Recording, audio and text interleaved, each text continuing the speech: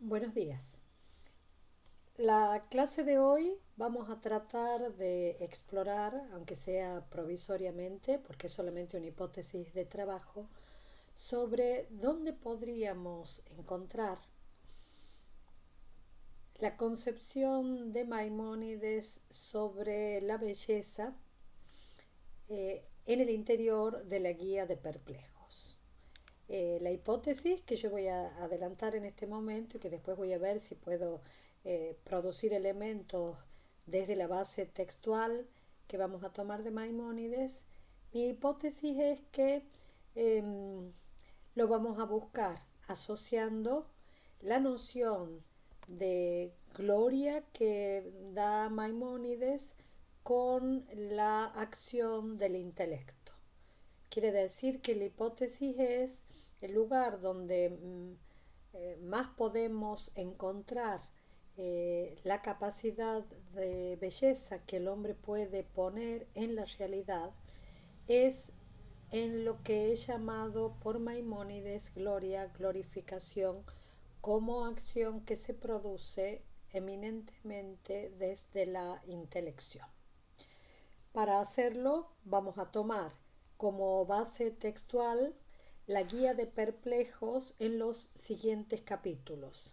En el libro segundo, capítulos 64, 65, 66 y 68. Y en el libro tercero, los capítulos 36 y 37. También tienen que ver, aunque no directamente, porque no están referidos al tema de la belleza, pero sí al sentido del saber en Maimónides, sí al sentido del intelecto. Ahí hay dos artículos míos, uno que se llama La alegoría y los límites del intelecto y el otro Las encrucijadas del saber, Maimónides y Tomás de Aquino. Eso va a ser la base textual y el material bibliográfico de apoyo, y lo otro, como es algo que recién lo estoy pensando, es una hipótesis que quería compartir. Lo primero que he hecho ha sido, es decir, la primera parte de esta propuesta es trabajar con el sentido que asigna Maimónides en estos capítulos propuestos del libro segundo a cómo entiende el nombre, la glorificación, cómo entiende la palabra y cómo entiende la escritura. Y después vamos a pasar en el libro tercero a la comprensión de la acción del intelecto y a la comprensión que tiene Maimónides sobre la profecía. Eso es, diríamos, el itinerario de títulos o subtítulos que tienen que ver con los capítulos, pero en realidad mi intención es tratemos de ver si podríamos entender, aparte de esas imágenes que él ya ha dado de la verdad como una serie de rayos que capaz que pueden caer tan nítidamente porque es uno tras otro, que en última instancia hacen sentir que la noche es luz. ¿Sí? Bien, eh, primero pensemos en la noción de nombre. eh, este, eh, Maimónides está pensando en Yahvé y en pensar qué quiere decir hablar del nombre en este sentido. Y lo que dice es que cuando por el nombre de Yahvé o por el tetragrama sagrado, por este nombre se entiende a veces simplemente el nombre. Otras veces la interpretación que se da es que corresponde a la esencia verdadera del absoluto. Y otras veces que está entendiéndose a su mandato, su orden. En nombre de Yahvé es por orden de Yahvé. Que esto es su nombre, esta es su esencia, y otras veces asume, y es la que a mí me ha resultado más interesante, otras veces es como si tomara para sí y reclamara para sí la acepción completa y fundamental y más honda de lo que significa nombrar o producir un nombre. Esto es el nombre. De algún modo entendemos en él lo que significa todo nombre. Ese es el primer elemento que yo tengo para pensar. Después voy a intentar reunirlos. El segundo elemento que quiero que pensemos es cómo entiende él gloria, kabod. Se entiende a veces, dice Maimónides, la luz creada que Dios hace descender para magnificarlo milagrosamente. La luz, no una luz increada, una luz creada, subrayo, una luz creada que Dios hace descender para poner de manifiesto toda su magnificencia, toda su altura, toda su elevación, todo su esplendor, una luz creada. Otras veces, dice, en realidad se está poniendo de manifiesto la auténtica esencia y realidad. Por gloria entendemos la auténtica esencia y realidad del absoluto. Y en tercer lugar, y esto es lo que vamos a tratar de vincular, en tercer lugar se entiende la glorificación por parte de los hombres. Es decir, que todo cuanto es fuera de él le tributa su homenaje. La verdadera glorificación, a juicio de Maimónides, aprehende su grandeza. Y quien la percibe, quien percibe la grandeza de Dios, lo glorifica en la medida de su comprensión. El hombre le glorifica con palabras para poder hacer manifiesto, para poder hacer ostensible lo que ha alcanzado en su intelecto y para difundirlo a los demás. La glorificación se lo hace por palabras, pero en realidad lo que están tratando de expresar es lo que cada hombre ha alcanzado por su intelecto y por ende es lo que trata de difundirlo a los demás hombres. En cambio, los otros seres, los que no están dotados de intelecto, lo hacen indicando el poder y la sabiduría de quien les ha dado el ser para que induzca a la glorificación a quienes lo contemplan. Ustedes observen que en estos diversos sentidos de glorificación, por un lado está esto de una luz increada que es producida por Dios para poner de manifiesto su magnificencia, por otro lado la misma esencia o la realidad auténtica de Dios, y por otro lado aquel acto que es un acto que se puede realizar con palabras como acción de los hombres, pero que en realidad ponen de manifiesto el acto más importante, que es aquel acto propio del intelecto que tiene que ver con aquello que es lo máximo que ha alcanzado su comprensión. Entonces las palabras dan cuenta de la comprensión que ese hombre ha hecho a través de su intelecto. Eso es el tercer sentido, ¿sí? Lo cual, fíjense que eso tiene que ver también, esto de que lo hace por las palabras, pero en realidad tiene que ver con la comprensión de su intelecto. Implica también lo que Maimónides dice en otro de los capítulos señalados, cuando señala que la palabra como tal no puede ser considerada como atributo de lo divino, sino que es creada así como es creada la Torá. Y por lo tanto es Dios mismo quien creó, produjo la locución que es la escuchada por Moisés y la creó así como creó toda la obra de la creación.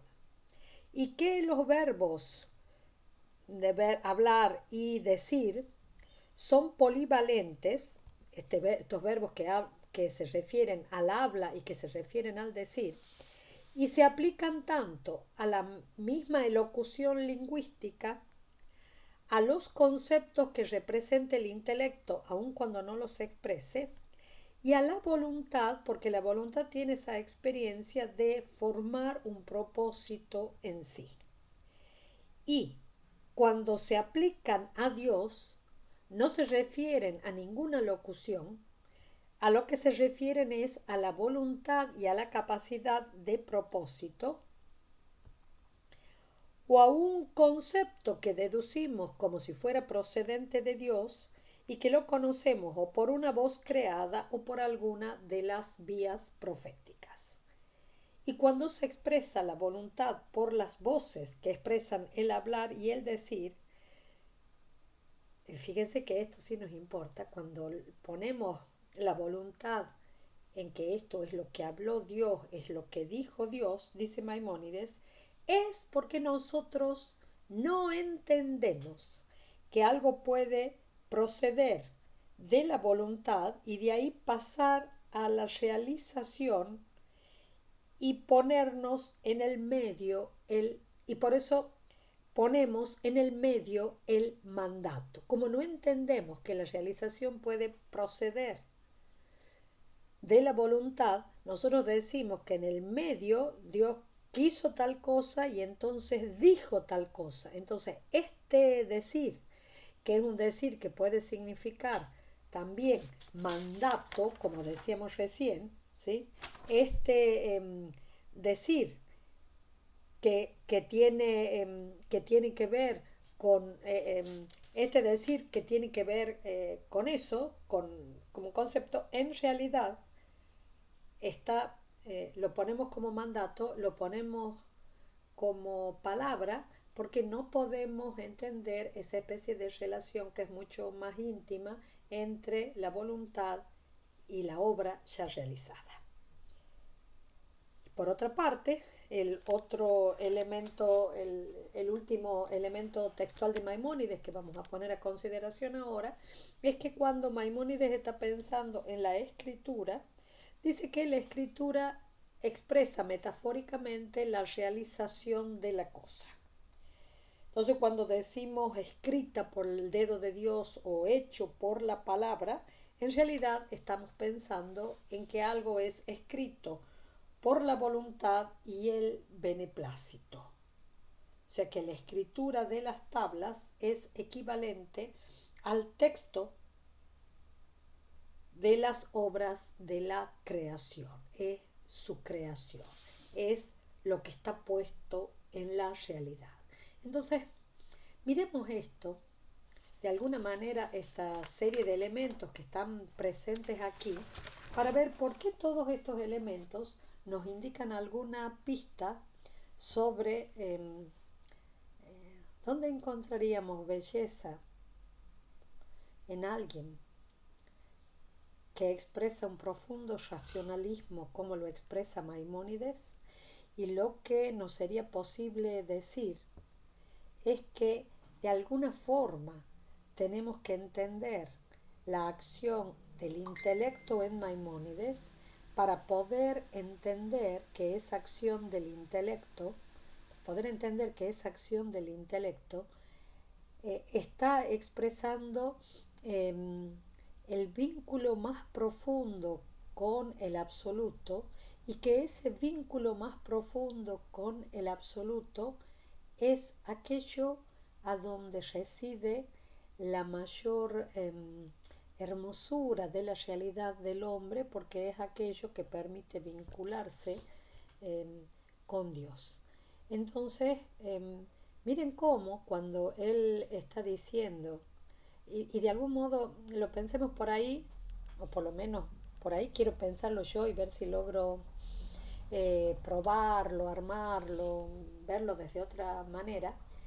Miren desde ahí esa especie de acepciones diversas que tiene el tetragrama sagrado,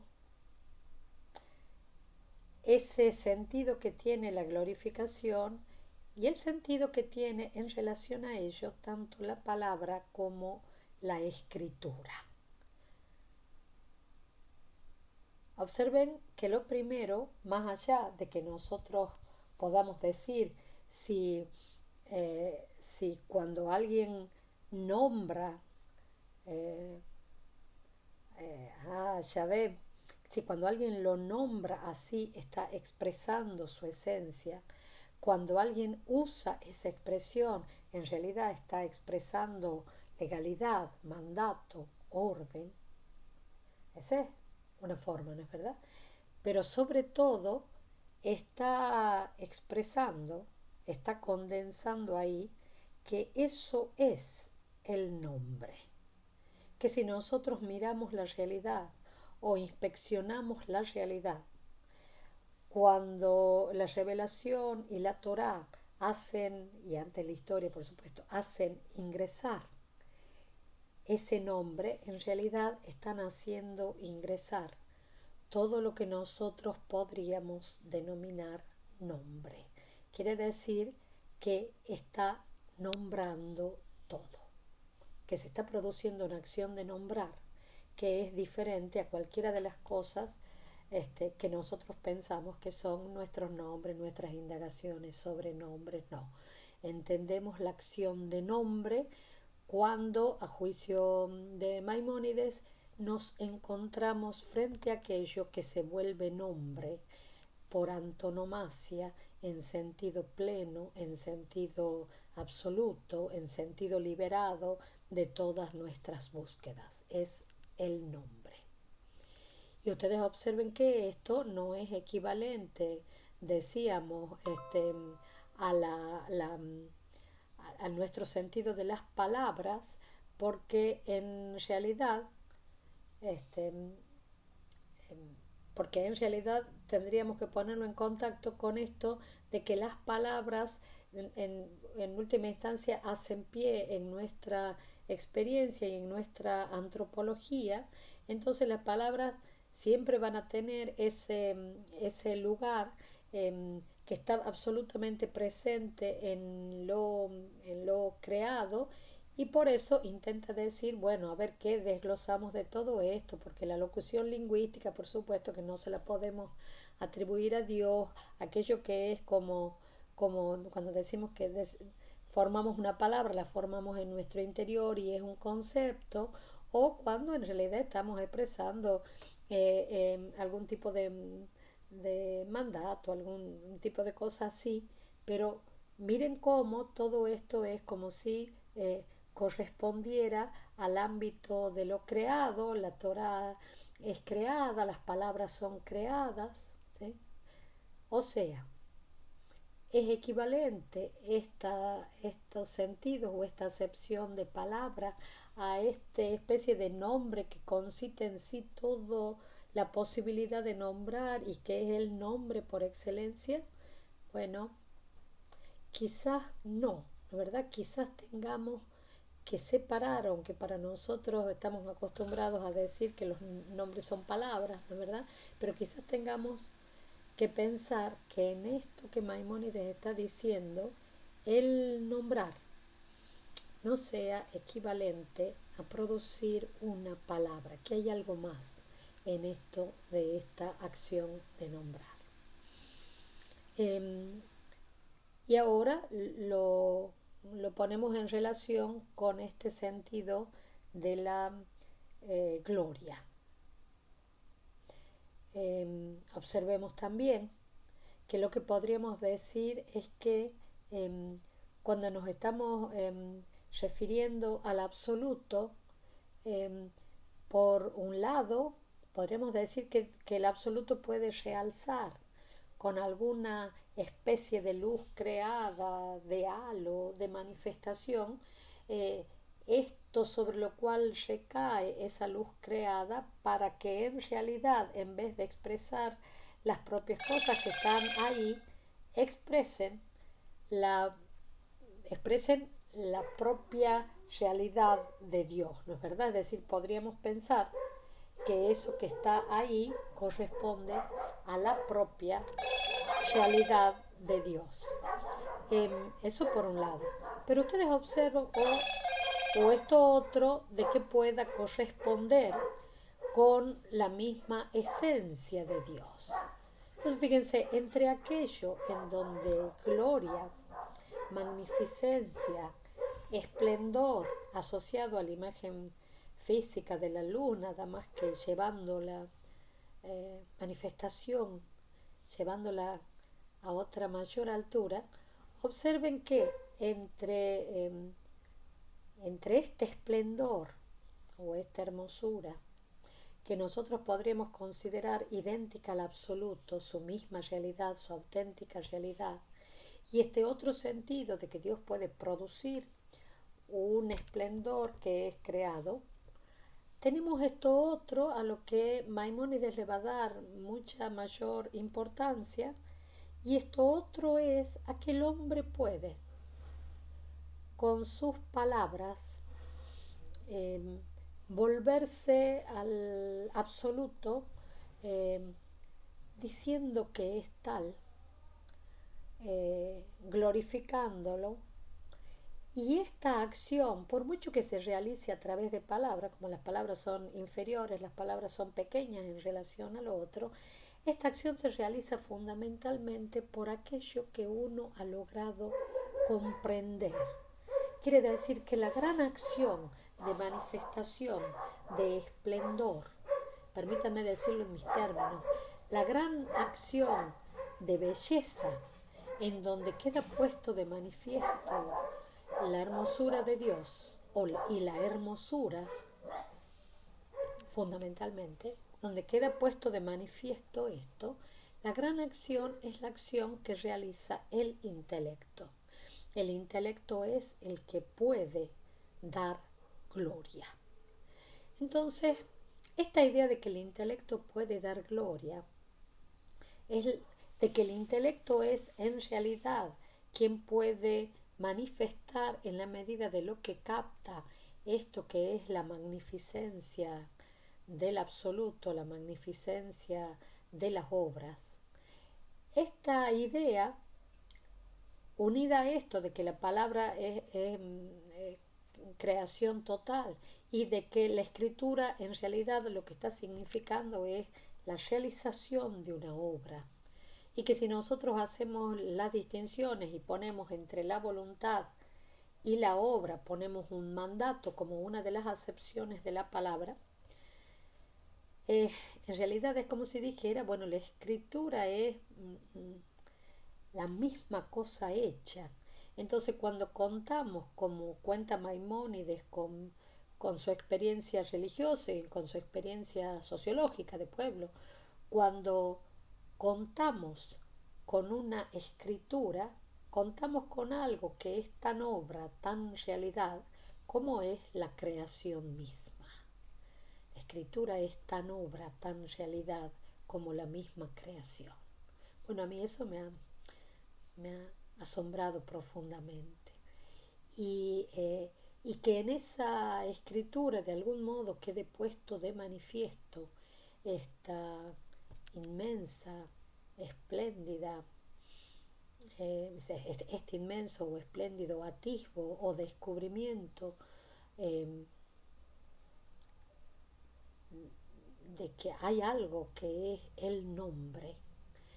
Bueno, como si algo pudiera poner de manifiesto todo, como si algo pudiera transformarse en el esplendor de todo, y esa acción que produce la manifestación del esplendor de todo es ese nombre, porque es en ese nombre es como si estuvieran todos los nombres, y en cada uno de los nombres no está simplemente la identidad o la esencia o la realidad inteligible de algo, sino que lo que está en ello, por ello, a través de ello y mediante la acción del intelecto que puede descubrirlo, lo que está a través de todo eso es esto impresionante que es la manifestación de todo en el nombre. Bueno, uno diría que si uno tiene que buscar algún elemento de una estética, por decirlo de alguna manera, en Maimónides, la relación la tiene que buscar en una estética muy vinculado al acto del intelecto y al acto de nombrar, y que se vuelve lingüística, se vuelve experiencia de palabras, se vuelve hermenéutica, no simplemente por las palabras escritas y por su oralidad, porque el ritmo, la magnificencia está en la capacidad intelectiva de comprender. O sea que habría una especie de fuerza profunda de aquello que es lo más hondo del acto hermenéutico, aquello que significa poder traspasar todo y poder llegar a comprender el sentido de los nombres, y eso de alguna forma nos abre todo el universo, nos abre el absoluto. Entonces, ustedes desde ahí uno podría entender de otro modo por qué Maimónides va a decir al comienzo, cuando empieza la guía de perplejos, después de la carta prólogo, que él solamente va a tratar de aclarar el sentido de los nombres y va a mostrar si son polivalentes, si son metafóricos, si hay nombres anfibológicos. ¿Se dan cuenta? Es decir, nos ha hecho transitar por los nombres porque de alguna manera toda esta especie de inmensa acción hermenéutica que tiene que hacer el intelecto para descubrir su sentido es esa inmensa acción hermenéutica en la que el intelecto puede indagar en las cosas, indagar en este texto que es obra, en esta Torah que es obra, que es realidad, indagar en la creación y poder llegar hasta ahí a descubrir lo que hay para descubrir y dar gloria. De manera que las palabras y mucho más el intelecto se vuelven una acción de expresión de la magnificencia del universo. Y hago una observación que no, a raíz de estar tratando de entender eh, todo esto de la creación y del nombre y demás. Como hay una parte en donde Maimónides trabaja con el texto de Job, bueno, hemos leído y hemos trabajado en algunos de los cursos con el texto de Job. Y lo curioso es hacer la siguiente experiencia. Lo curioso es cuando uno contrasta en ese ritmo, que es interesantísimo para pensar incluso como ritmo literario, en ese ritmo de la narración de Job, en ese ritmo no solo del sufrimiento dicho o interpretado de Job, sino en el ritmo de la palabra que describe el sufrimiento y que describe las palabras de los amigos, las palabras de la mujer de Job, las palabras del mismo Job.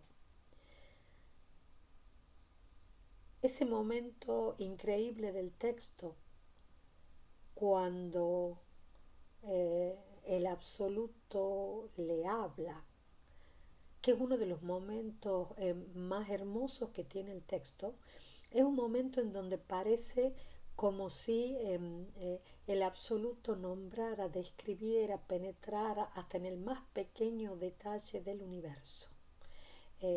Cuando paren las gacelas, es decir, cada momento, cada elemento, cada ser vivo es puesto frente a los ojos de Job, al sufrimiento de Job, a las preguntas de Job, todo es puesto frente a eso, todo es puesto frente a Job, y Job lo que le dice después, Job lo que le dice después es que antes eh, escuchaba solamente hablar de él, del absoluto, y que ahora lo ve. Y ustedes observen que es lo que ha desplegado delante de él es todo el universo desde las entrañas mismas del universo. Entonces a mí en un primer momento me parecía que este despliegue de la intimidad del universo es como en este despliegue del universo desde sus mismas entrañas, en donde el universo logra hablar y logra decirse, bueno, era importante para encontrar por dónde buscaba Maimónides. Pero Maimónides lo que dice, cuando está analizando esto, lo que Maimónides dice es que esto así hace que Job pueda entender su pequeñez, pueda comprendida su pequeñez, comprendida esta distancia infinita con el absoluto, Maimónides racionalmente ha penetrado en esto, ha penetrado en el sentido del mundo, porque su mundo le ha devuelto el alcance de su inteligencia y le ha devuelto la grandeza de Dios y puede de nuevo dar gracias y glorificar a Dios, ¿no? Entonces, lo impresionante para mí por lo menos ha sido llegar a pensar que hay que penetrar en esto, en cómo está pensando tan fuertemente Maimónides la racionalidad, pero digo la racionalidad no de cualquier manera, la racionalidad que de algún modo es como si escarbara buscando el nombre y lo busca absolutamente a través de todas las cosas, y que ahí es como si el acto del intelecto fuera una especie de acto que se ampara, se continúa, se arraiga en esta acción de nombrar todo que está producido en el texto sagrado. Entonces eso me parecía importante para mirar este primer momento de la historia, este primer momento de lo que Maimónides está señalando. Ahora bien, si eso es así, si Maimónides piensa así, habla así, si está pensando que lo que importa es el mismo intelecto, entonces si pensamos así, nos preguntemos ahora, si pensamos así, nos preguntemos ahora eh, cómo concibe el acto del intelecto para ver si ahí encontramos alguna pista. Entonces, miremos ahora en esos otros capítulos que Maimónides dedica al intelecto y en los apartados que dedica al acto profético, que están profundamente arraigados en la nociología de Maimónides, cómo se dan cita eh, esta posibilidad de indagar y por qué puede ser lo, lo más elevado y en relación y qué relación tiene con todas las otras capacidades del hombre para que nosotros podamos decir que eso es efectivamente aquello donde el hombre llega a hacer lo que tiene que hacer. Eh, Después de que Maimónides está hablando de la escritura, de la palabra, de todo esto, Maimónides toma la interpretación del intelecto cuya base está en Aristóteles, por supuesto en el contexto de todos los agregados y todas las intelecciones que han hecho los pensadores del Islam. Entonces toma esto de que Dios es el inteligente, el intelecto y lo inteligible. Toma eso, esta afirmación que le viene de la nociología aristotélica y que por supuesto para él está mediatizada con los textos del pensamiento del Islam. Y lo que dice es que si pensamos en eso, lo que estamos pensando es que hay una sola cosa sin multiplicidad. En cambio, cuando pensamos en nosotros, tenemos que decir que el hombre es inteligente, pero que ese ser inteligente es su potencialidad. Es inteligente, pero por supuesto inteligente en potencia. En cambio, cuando ya ha pensado una cosa, cuando ya se ha dado el proceso de abstracción y cuando ya ha sido capaz de poder concebir la forma de esa cosa, y da todo el tiempo el ejemplo de la madera, si ya logra concebir, entender lo que es la madera, por ejemplo, la forma de la madera, entonces ha devenido inteligente en acto, es decir, ha devenido intelecto. O sea, inteligente es en potencia, pero necesita entender en acto y recién se vuelve en acto, recién se vuelve así cuando logra captar la forma de algo. Por lo tanto,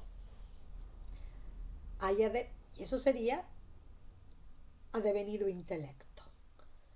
Entonces, por lo tanto, la cosa inteligible sería en este caso, en este ejemplo, la forma inteligible de la madera.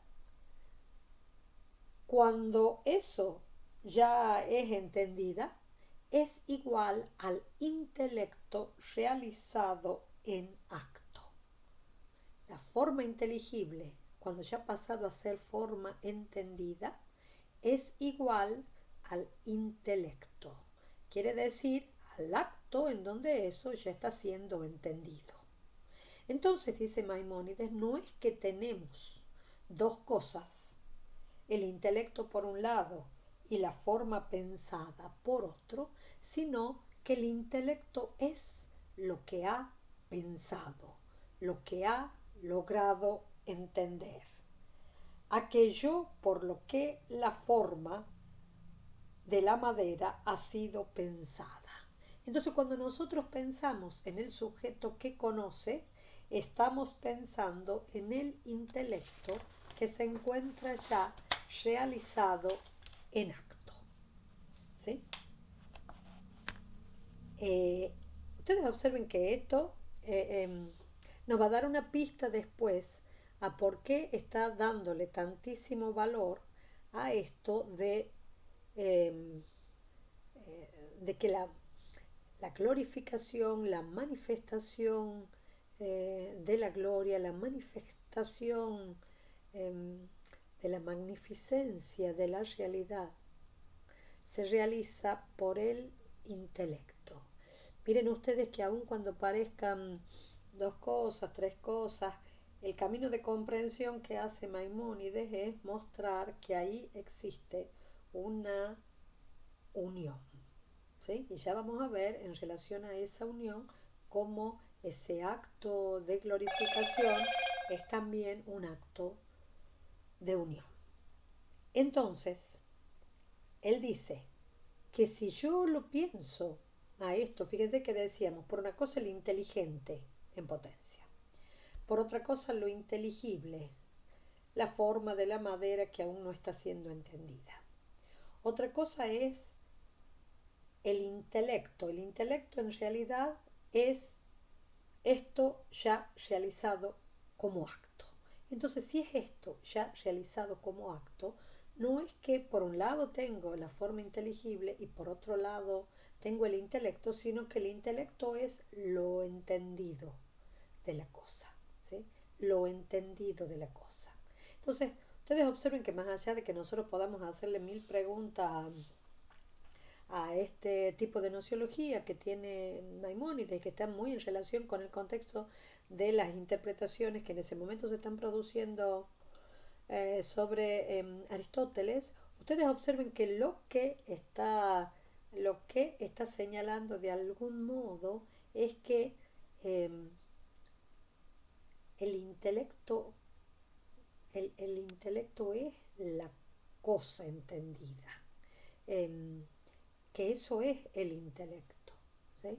No es como si fuera simplemente, aun cuando en algunas nociologías del Islam y muchas veces algunas cosas de Maimónides parecen ser exactísimamente en continuidad con eso, eh, eh, por eso se habla muchas veces de intelecto adquirido, dicen algunos intérpretes o algunos pensadores del Islam.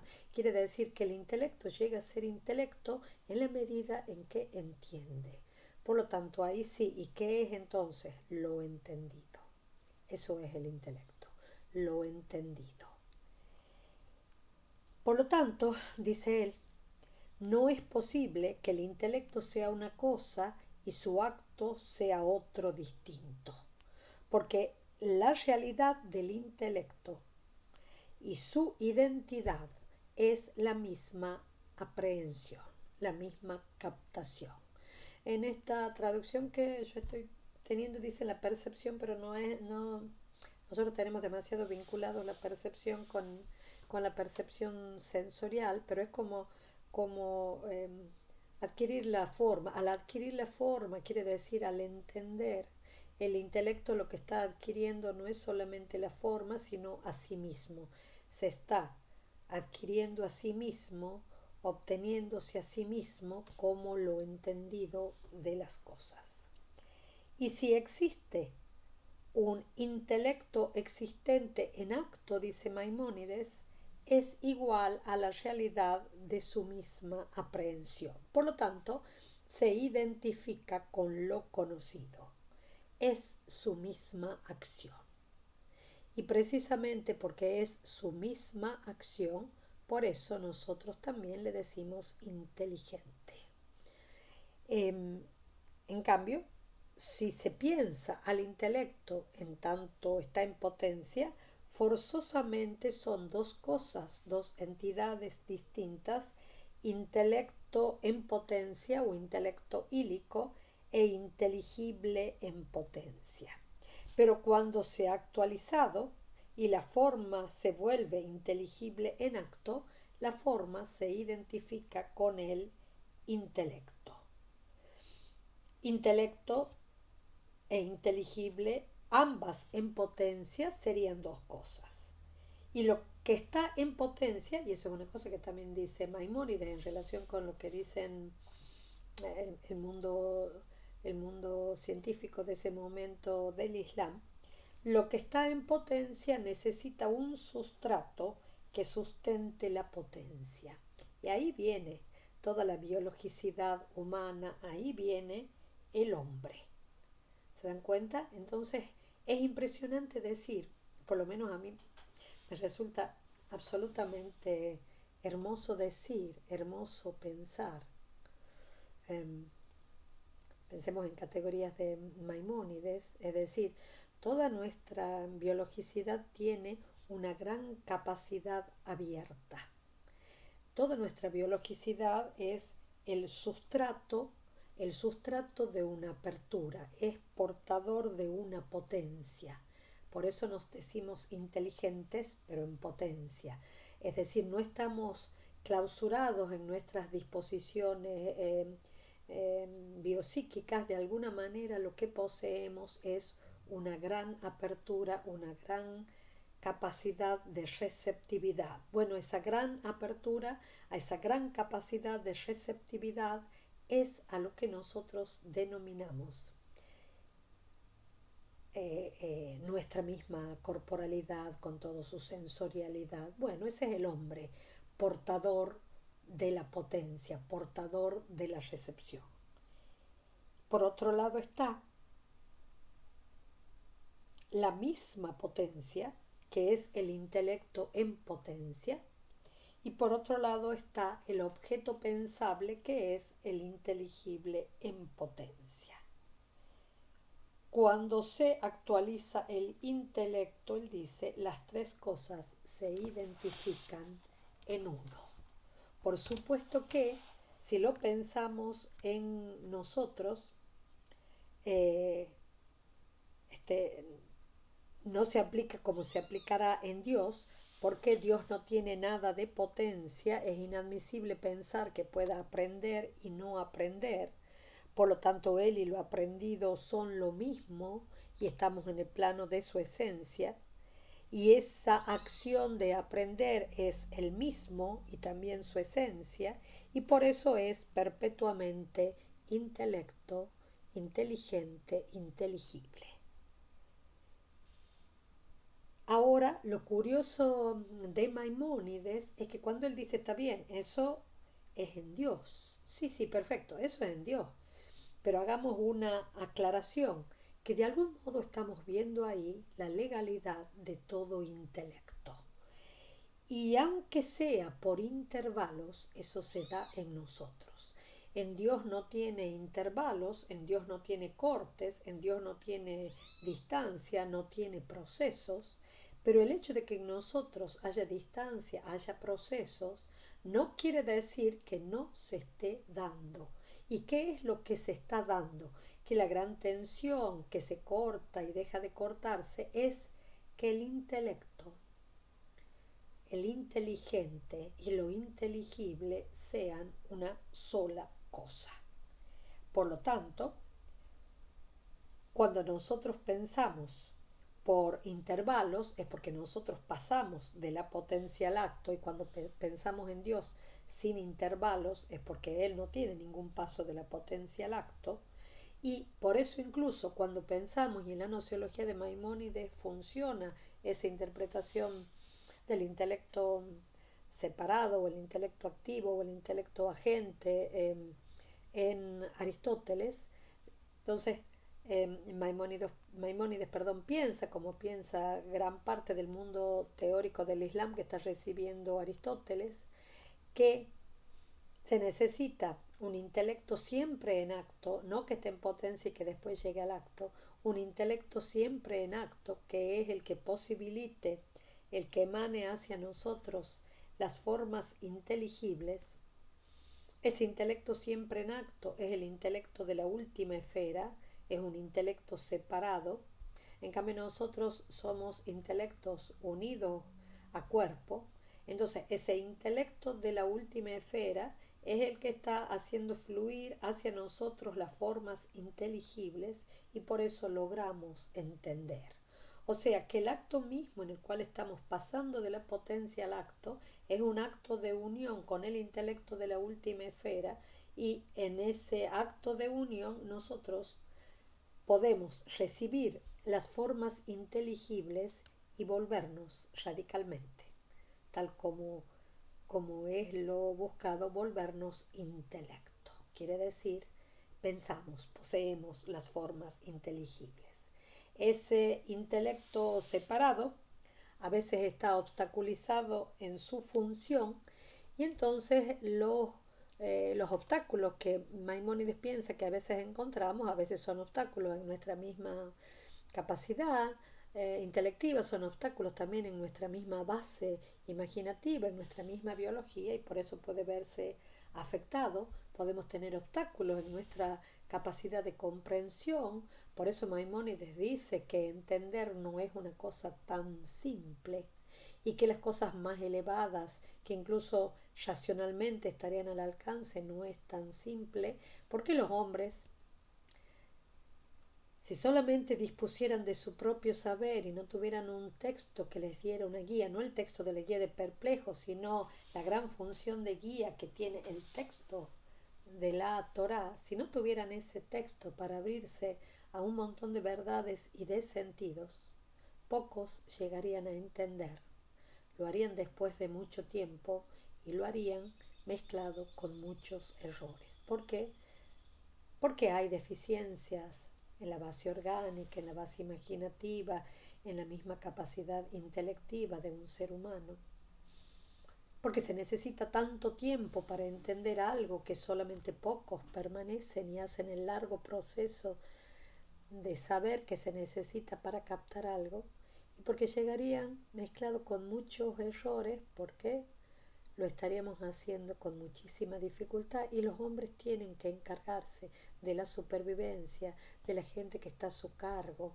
O sea, entender es largo, necesita muchísima concentración, necesita muchísimo esfuerzo.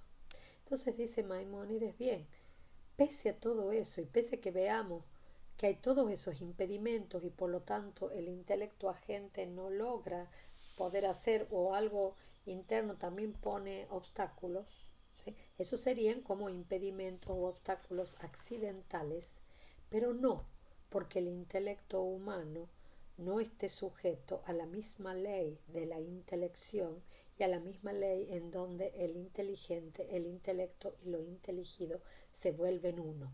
En nosotros con obstáculos por accidente que hay que tratar de remover. También por obstáculos de nuestra complexión biológica, y en eso importa mucho cuál es la base imaginativa y la resolución orgánica de la base imaginativa, y por otra parte porque también tenemos muchísimas tareas que atender, y con tanta atención de tareas entender se vuelve difícil. Entonces en nosotros puede ser sin interrumpida En nosotros puede ser a veces como un relámpago que cae y después cae otro después de mucho tiempo. Pero observen que lo que ha dicho en esto de que los tres son uno, igual que en Dios, es que puede haber impedimentos, puede haber obstáculos, todo, puede haber eso de los hombres de que no pueden quedarse entendiendo por un montón de razones, pero no ha dejado de decir que ocurriría lo mismo, absolutamente lo mismo que lo que ha ocurrido, que lo que es la misma, que lo que es esa especie de unidad de los tres, así como ocurre en Dios, en nosotros eso está hecho para llegar a ser uno. El intelecto, lo inteligible, el inteligente. Y no deja de ser impresionante pensar que todo lo entendido es en realidad nuestro intelecto. Porque cada vez que entendemos algo viniendo de haber entendido otras cosas, lo que, lo que hacemos es que lo entendido entiende en uno. Lo entendido entiende en uno. Y eso es como si albergáramos el mundo de todas las formas inteligibles y eso fuera la hechura de nuestro intelecto. Ahora bien, esa forma de considerar el intelecto que tiene Maimónides hace o proviene también o se vincula con un modo de entender la profecía que por supuesto a él le viene centralmente desde su credo religioso, pero que él la ve en sentido nociológico porque le está viendo en relación con esta emanación que procede para que el intelecto pueda producir algo. Entonces, quiere decir que esta, la acción de la profecía, ¿sí? Para a juicio de Maimónides, por un lado es una emanación de Dios mediante el intelecto activo. En la cosmología de Maimónides y en la nociología, el intelecto de la última esfera, la emanación de Dios por medio del intelecto activo sobre la facultad racional y sobre la facultad imaginativa. Es el más alto grado del hombre y el ápice de su perfección.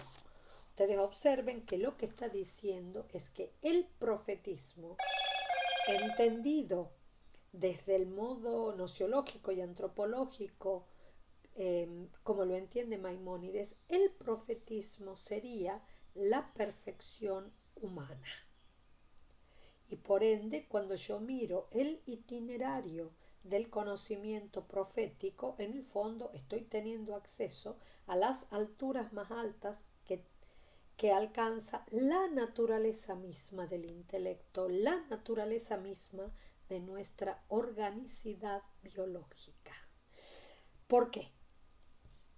Porque la profecía como tal no es accesible solo por el perfeccionamiento de las ciencias especulativas, no es accesible solo por la altura ética, sino que supone también el perfeccionamiento de la misma imaginación.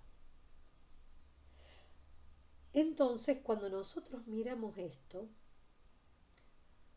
entendemos de otra manera por qué está diciendo que el sujeto, el soporte, es el hombre y esta especie de organicidad del hombre que sin embargo no está clausurada porque tiene algo que porta, que es el intelecto y que es la que lo abre. Y ustedes observen que lo que está diciendo es que hay algo en esa base biológica, en esa capacidad nuestra perceptiva, sensorial, que es la imaginación, que también es como si llegara a su perfección y a su esplendor, llega a eso en la medida en que se da el acto profético. Entonces, ¿cuál sería la base? Más allá de que eso no obligue a Dios, porque bueno, es mandato de Dios. Por un lado, la perfección de la facultad racional. ¿Cómo se perfecciona la facultad racional? Por el estudio. Y Maimónides ahí es bastante exigente. Por otro lado, la perfección de la facultad imaginativa que tiene que ver con esas posibilidades biológicas de la formación de la potencia imaginativa. Si no solamente de la cantidad de mundo que proporciona la potencia imaginativa de todas las imágenes que tenemos, sino con la misma perfección biológica que tiene la facultad imaginativa. Y por otro lado, una ética que deriva del apartamiento intelectual de todos los placeres corporales y el apaciguamiento del deseo. Miren todo lo que presupone más allá de cómo se pueda producir.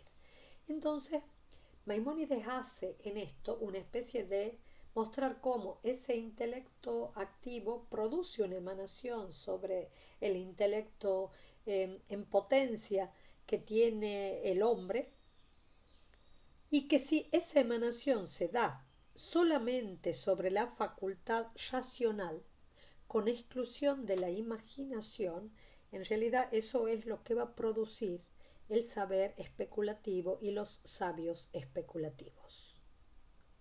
O sea, esa emanación puede producir la sabiduría especulativa si se da solamente, si afecta solamente la facultad racional. Si en cambio afecta o llega tanto a la facultad racional como a la imaginación, y esta imaginación está en toda su perfección, ¿sí?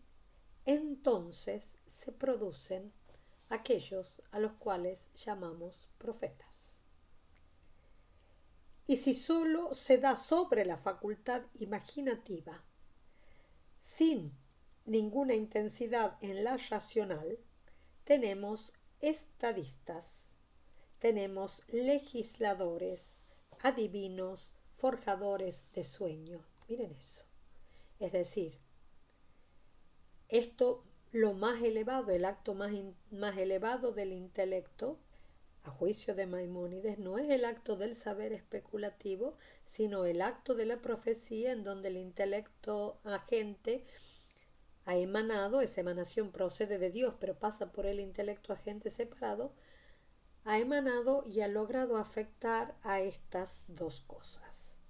Y por eso, y agrega algo que a mí la verdad que también hay muchas cosas que me llenan de alegría cuando leo Maimónides, pero esto también me ha llenado de más alegría. Él dice que cada uno de los dos primeros, es decir, tanto el saber especulativo, la emanación que produce el saber especulativo y los sabios, como la emanación que produce los profetas, pueden darse, pueden subdividirse o darse de manera que alcance solo el perfeccionamiento individual y lo vuelve sabio, o alcanza de tal modo que sí proporciona todas las formas inteligibles y lo vuelve sabio, pero además lo estimula para poder obrar y enseñar. Quiere decir, alcanza una emanación que hace que el intelecto produzca de alguna manera, metafóricamente, como si fuera un derrame pasando por la misma potencialidad humana sobre los demás. Y piensa lo mismo sobre la inspiración profética. Si alcanza solamente y perfecciona solamente al que la recibe, o está compelido a interesarse por la humanidad, instruyendo e irradiando su propia perfección. Ustedes miren cómo esta plenitud de la emanación es una plenitud que alcanza a aquellos que tienen hecho un largo camino. Por supuesto, no es condición, es condición necesaria, pero no es condición suficiente. El mandato de Dios puede producirse sobre aquel que el absoluto desee. Pero ustedes observen, y eso es muy impresionante, ustedes observen cómo esto tiene que ver con que no solamente el intelecto es perfeccionado para sí mismo, no solamente el intelecto y la capacidad imaginativa son perfeccionadas para sí mismos, sino que su perfección es derramarse sobre otros. y a esa perfección que es derramarse sobre otros. La es a lo cual puede llamar en distintos canales, pero ustedes vean cómo extrañamente semejantes de alguna manera en los distintos canales, que es o enseñar el sabio o profetizar el profeta, que es un modo de instruir. Entonces, si uno mira esa especie de inmensa plenitud que sería la máxima altura del hombre, la máxima altura del hombre es este entender en donde se une y de algún modo toca como en relámpagos lo que es comprender.